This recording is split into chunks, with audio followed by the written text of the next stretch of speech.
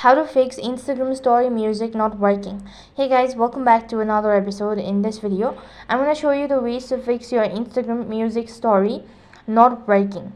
So if you're having an issue with the Instagram music just like mine, so let's say if you open up an Instagram account and then that you wish to go and add a song to your post or any of these, then what you have to do is the simple solution to fix it is that you can just go and log out of your account.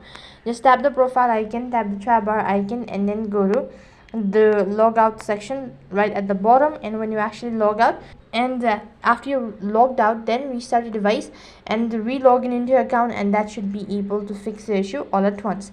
If that's not the case, then you could also go ahead and click on the clear cache as well as data. So for that, long press on your Instagram and then go to the app info page. Here go to storage and cache and make sure that you have clear cache as well as data. And at the same time, you could also check for an update. Sometimes just by updating your application you can try fixing your issue. So go to your Play Store and on the search box type in Instagram, check whether the app needs to be updated or not. So that is basically how you can fix your Instagram story music not working. That is all for this video. I hope the video was helpful. Make sure to like, share and subscribe to our channel. Thank you for watching. See you in the next video.